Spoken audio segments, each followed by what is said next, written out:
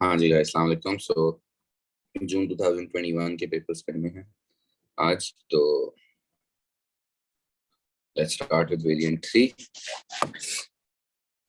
अच्छा जी, जो क्वेश्चन 1 है उसमें पहले तो ये कह रहा है Adam owns a retail business. He's aware that he must follow certain accounting concepts when preparing his financial statements. Explain how each of the following concepts apply when preparing business financial statements. तो consistency क्या होता है भाई? आप अपनी सारी जो policies है उनको सेम तरीके से यूज करो। ये नहीं करो कि एक साल रिड्यूसिंग बैलेंस है, एक साल स्ट्रेट लाइन, फिर एक साल फीफो, एक साल एफओ। आपको अपनी पॉलिसीज में कंसिस्टेंट रहना होता है ताकि कंपैरिजन हो सके। रियलाइजेशन जो है वो सेल से रिलेटेड होता है कि रेवेन्यू को हम कब रिकग्नाइज कर सकते हैं, मतलब ताकि हमें पता चल सके कि यार कितना हमें प्रॉफिट हुआ है उस पीरियड में। तो हम यूजुअली जब बिल भेज देते हैं तो हम उसको रिकग्नाइज कर लेते हैं कि ये हमने सेल कर दिए, भले उसके पैसे हमें मिले हों या ना मिले हों। ठीक है। मटीरियलिटी होता है कि आप छोटी मोटी चीज़ों को अलग तरीके से ट्रीट कर सकते हो। जैसे कि अगर एक नॉन करंट एसेट है बहुत छोटी वैल्यू का, 1000 रुपए का, लेकिन उसकी लाइफ 5 साल है, तो आप उसको पूरा एक्सपेंस में ही डाल दोगे रादर देन आप उसको आहिस्ता आहिस्ता डिप्रिशिएट करोगे, तो आप बोलोगे यार ये मटेरियल नहीं है। सही। अच्छा, फिर ये कह रहा है, ये अच्छा सवाल है। इसने हमें बेसिकली दोबारा से एक इनकम स्टेटमेंट बनाने के लिए बोला है। बोला calculate the revise gross profit. मतलब आपको इनकम स्टेटमेंट दोबारा से बनानी है। इन्होंने इनकम स्टेटमेंट बनाई हुई है बट देखो उल्टी पुल्टी चीजें करी हुई है। रेवेन्यू में से रिटर्न आउटवर्ड्स माइनस कर दिया अलग है, और परचेजेस में से रिटर्न इनवर्ड माइनस कर दिया। तो हम इनको ये पहले एक सही इनकम स्टेटमेंट इनके लिए बना देते हैं ना, फिर वो जो एडजस्टमेंट है उसको भी डिस्कस कर लेते हैं। और ग्रॉस प्रॉफिट तक करना है हमें सिर्फ। तो वी स्टार्ट विद रेवेन्यू जो आई थिंक हमें इन्होंने दिया हुआ है 186,500 का शायद, राइट। तो उसमें से रिटर्न इनवर्ड्स माइनस करेंगे विच इज 2940। ये आप रिटर्न्स माइनस करोगे तो ये आपकी नेट सेल्स आ जाएंगी 183,560। These are your net sales.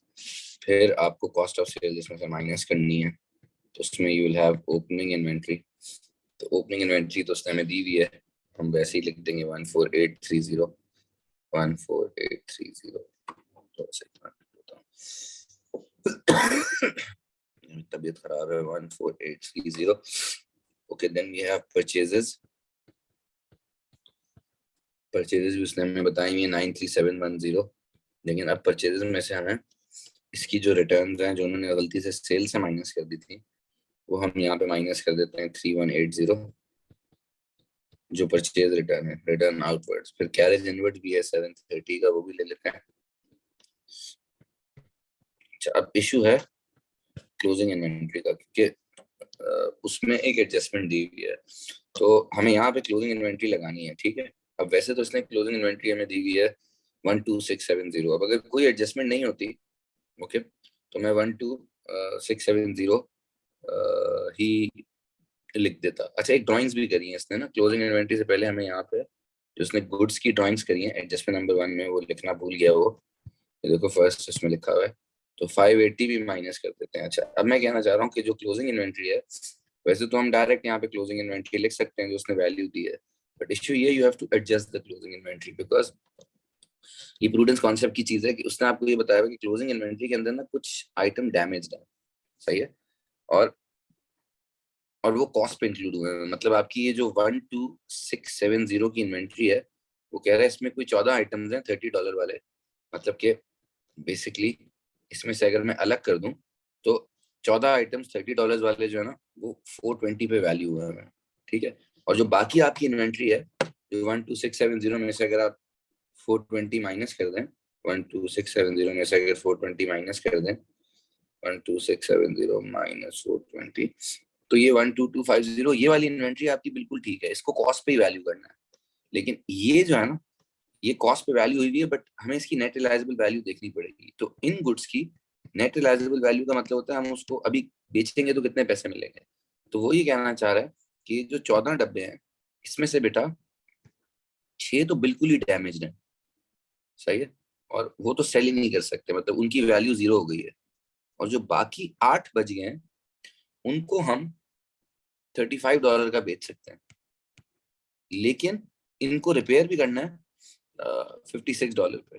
तो एनआरवी होती है कितने का बिक सकता है। तो जो 14 डब्बे हैं उसमें से 6 तो 0 के बिक सकते हैं, उसकी वैल्यू तो 0 है, लेकिन जो बाकी 8 डब्बे हैं उनको हम $35 ईच का बेच सकते हैं, सही है। तो वैसे तो 280 बनती है उसकी नेट रियलाइजेबल वैल्यू, बट उस पर 56 की रिपेयर्स भी हैं, तो दैट मीन्स इसकी वर्थ जो है वो $224 है।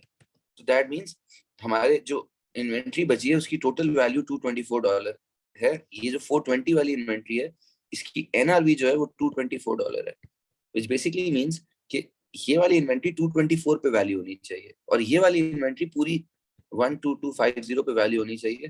तो उससे आपको पता चल जाएगा कि आपकी जो क्लोजिंग इन्वेंट्री है वो होनी चाहिए 12474। ये लंबा तरीका है, एक और तरीके से भी किया जा सकता था, वो ये कि एग्जामिनर ने आपको 12670 की क्लोजिंग इन्वेंट्री दी है, राइट। अब जो आपको लॉस हो रहा है वो आप इसमें से माइनस कर दें, जो हमें टोटल लॉस हुआ है वो अगर हम इसमें से माइनस कर दें तो हमें पता चल जाएगा कि यार कितनी इन्वेंट्री है। तो देखो जो इन्वेंट्री 420 पे वैल्यू हुई थी उसकी नेट रियलाइजेबल वैल्यू 224 है, विच बेसिकली मींस कि हमें अपनी इन्वेंट्री को $196 से कम करना। अगर आप इसको सिंपली $196 से कम कर दें, जो आपको इन्वेंट्री दी हुई है 196 क्यों, क्योंकि जो चीज $420 पे वैल्यू हुई हुई है उससे अभी हमें मैक्सिमम 224 मिल सकते हैं। 224 कैसे, क्योंकि वो जो 14 डब्बे हैं उसमें 6 तो खराब हो गए, 8 डब्बे 35 के बिकेंगे, लेकिन उनमें 56 की रिपेयरिंग भी है। तो टेक्निकली तो आपको 28 का एक डब्बा बिक रहा है क्योंकि $7 की उस पर रिपेयरिंग है, राइट। तो 224 आपको मिलते हैं, या उसमें से माइनस कर दो। तो ये हमारा 12474 की क्लोजिंग इन्वेंट्री आती है, और यहाँ से आपके पास कॉस्ट ऑफ सेल आ जाएगी 93036 and you can have your GP as 90524। ठीक है। फिर वो कह रहा है बेटा कि ये इनके बाकी चीजें दी हुई हैं, अब ग्रॉस प्रॉफिट से आगे आप इसकी इनकम स्टेटमेंट बनाओ। ठीक है, ग्रॉस प्रॉफिट से आगे जाके इसकी पूरी इनकम स्टेटमेंट बनाओ। तो I can start with the GP which is 90524। इसमें मुझे इसकी इनकम ऐड करनी है ना, तो हम अगर इनकम्स को ऐड करें तो एक इनकम तो डिस्काउंट रिसीव्ड है, simple, which is 1580 which is given in the question। ये क्रेडिट है तो डिस्काउंट रिसीव्ड होगा। ठीक है, फिर provision for doubtful debt opening 530 है। अब वो कह रहे should be maintained eight 5% of receivable. हमारे रिसीवेबल जो है वो 9800 है, तो 9800 का अगर आप 5% लेते हो तो ये तो बनता है 490, और पहले 530 का प्रोविजन है, तो 40 से हमारा पीएफडीडी भी डिक्रीज हो रहा है, right. So provision for doubtful debt add करेंगे। उसके बाद जो रेंट है वो भी इनकम है, एक रेंट इसको रिसीव हो रहा है। वो कैसे पता चल रहा है, क्योंकि यहाँ दिया हुआ है रेंट रिसीवेबल 6640, लेकिन उस 6640 में हमें एडजस्टमेंट करनी पड़ेगी कि वो कह रहा है कि आखिरी 3 महीने का रेंट नहीं मिल रहा है, आखिरी 3 महीने ending February, rent receivable of 1800 for the 3 months ending February has not been received, मतलब कि ओइंग है। बट ये पूरा 1800 ओइंग नहीं है, क्योंकि हमारा साल ना दिसंबर में खत्म होता है, तो हमें दिसंबर, जनवरी और फेब का रेंट नहीं मिला। जनवरी और फेब तो वैसे ही अगले साल में आता है, तो दिसंबर का रेंट होगा, इसको डिवाइड बाय 3 कर दें तो मतलब हमारी 600 की ओइंग है अभी भी, इसमें 600 प्लस करना चाहिए, क्योंकि पूरा 1800 नहीं पागलों की तरह ऐड करते हैं, क्योंकि अगर 3 मंथ्स एंडिंग दिसंबर होता तो फिर ऐड करते, बट 3 मंथ्स एंडिंग फेब है।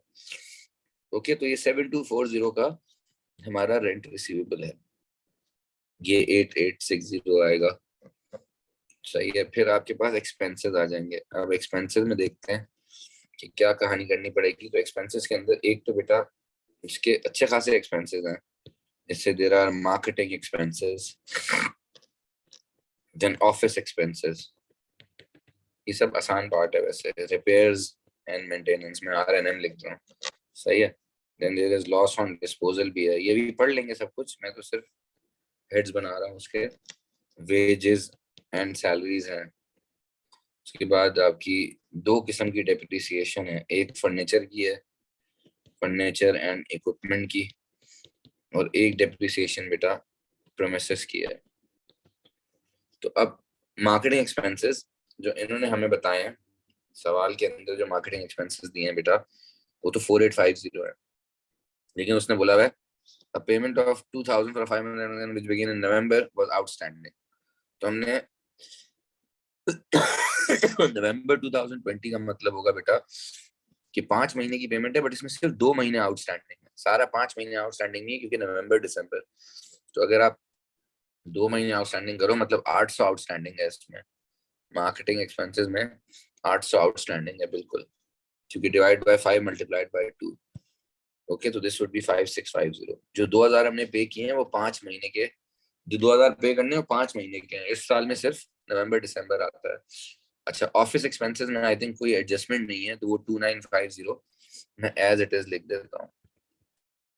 रिपेयर्स एंड मेंटेनेंस 1590 वैसे वो बता रहा है, इधर तो वो बता रहा है रिपेयर्स एंड मेंटेनेंस 1970, लेकिन उसमें वो कह रहा है एक 380 की पेमेंट है। रिपेयर्स एंड मेंटेनेंस में एक 380 की पेमेंट है जो हमने की है for a capital expenditure, right, installation of new equipment. तो 380 इसमें से अगर हम माइनस करते हैं रिपेयर्स एंड मेंटेनेंस में से, सो 1970 माइनस 380, तो दैट वुड गिव यू 1590 बिल्कुल। अच्छा, लॉस ऑन डिस्पोजल को कैसे कैलकुलेट करें? तो हमने एक डिस्पोजल किया था किधर, ये only motor vehicle on 1 December for, और एयर ऑफ सेल में डेप्रिसिएशन नहीं है, तो 1350 का बेचा है व्हीकल वगैरह। आपके पास एक ही व्हीकल है, मतलब ये जो व्हीकल है ना एक ही है, इट्स नॉट लाइक व्हीकल्स। हम इसकी नेट बुक वैल्यू यहाँ से निकाल सकते हैं, और जो ओपनिंग नेट बुक वैल्यू है वही उसकी बेचते वक्त भी नेट बुक वैल्यू होगी, बिकॉज एयर ऑफ सेल में तो डेप्रिसिएशन है नहीं। तो 2900 की ये एसेट थी हमारी, और हमने इसको बेचा कितने में? 1350 में। तो 2900 माइनस 1350, 2900 उसकी बुक वैल्यू है, 1350 उसकी सेलिंग प्राइस है। Wages and salaries I think उसमें कोई एडजस्टमेंट नहीं है, हम एज इट इज 31280 लिख सकते हैं। Depreciation of fixes and furniture and equipment के लिए क्या करें? तो आपकी जो फर्नीचर एंड इक्विपमेंट दी हुई है उसने बेटा वो दी है 18220, सही है। अब 18220 को हम डेप्रिशिएट करें या क्या करें उसका, देखो फर्नीचर में रिड्यूसिंग बैलेंस मेथड है, तो बेसिकली 18220 में से एक तो 5370 माइनस होना चाहिए, राइट, और फिर हमें इसमें प्लस करना चाहिए जो वो गलत कैपिटल एक्सपेंडिचर था, जो 380 इक्विपमेंट हमने खरीदा था, ये 380 प्लस होना चाहिए। इसकी तो कोई डेप्रिसिएशन है नहीं क्योंकि ये इक्विपमेंट का पहला साल है। तो जो आपकी वैल्यू बनेगी बेटा 5370 प्लस 380 into I think 20% है, yeah, so 2646 is the depreciation। Okay, फिर डेप्रिसिएशन ऑफ प्रेमिसेस जो है वो उसने बोला हुआ है 160,000 है, और प्रेमिसेस को आपने 2% बस डेप्रिशिएट करना है, तो 160,000 का 2% आई थिंक 3200 होता है, राइट। तो हमारे जो टोटल एक्सपेंसेस हैं 1 2 3 4 5 6 7 जी, तो इसका टोटल बेटा हमारे पास आ जाएगा 48866 48866। Okay, and this can be my profit for the year, which is 50518। ठीक है boss. Adam would like to improve his business profitability. He has been considering the following proposals: reduce inventory levels, increase markup by 5%. Advise which proposal should you choose, justify your answer। अच्छा, अगर inventory level को वो reduce करेगा बेटा तो ठीक है, उसकी कॉस्ट ऑफ डूइंग बिजनेस थोड़ी सी कम हो जाएगी क्योंकि स्टोर कम करना पड़ेगा, रिस्क कम हो जाएगा कि इन्वेंट्री ऑब्सोलीट हो रही है। बट बेटा अगर इन्वेंट्री बड़ी नहीं होगी और कम इन्वेंट्री होगी तो he can also lose out on potential sales. एक बंदे आ सकता है और माल ही नहीं है उसके पास बेचने के लिए, ओके। तो और कस्टमर्स जो है वो अगर देखेंगे कि इन्वेंट्री कम हो गई है, वैरायटी कम हो गई है, तो हो सकता है वो कहीं और जाना शुरू कर दें। तो इन्वेंट्री रिड्यूस करने का फायदा ये है कि कॉस्ट वॉस्ट बचेगी, लेकिन और स्टॉक आउटडेटेड नहीं होगा, लेकिन उसमें रिस्क है कि you can go stock out हो सकते हो आप। और अगर मार्कअप ये बढ़ा देता है बेटा, तो उससे प्रॉफिट तो इसका बढ़ेगा, लेकिन इसको ये सोचना चाहिए कि उससे डिमांड भी गिर सकती है और कस्टमर हो सकता है ना आए, एग्जिस्टिंग कस्टमर बोले यार व्हाट द हेल, इसने क्यों प्राइस बढ़ा दी है। तो it's not, both of them are not ideal, but you should look at the competition की prices, उसको फिर देखना चाहिए कि 5% प्राइस बढ़ाने के बाद भी ये competitive होगा या नहीं होगा। एंड में आप एडवाइस एक दे सकते हो यार कि मेरी नज़र में इन्वेंट्री गिरा दो। अब यहाँ से देख सकते हो बेटा कि देखो इसने जो इन्वेंट्री रखी हुई है इतनी ज़्यादा तो नहीं है इसके पास, मतलब, तो आई थिंक प्राइस अगर बढ़ा सकता है तो that would be great. Okay, चलिए इसका क्वेश्चन 2 करते हैं अभी नेक्स्ट वीडियो में।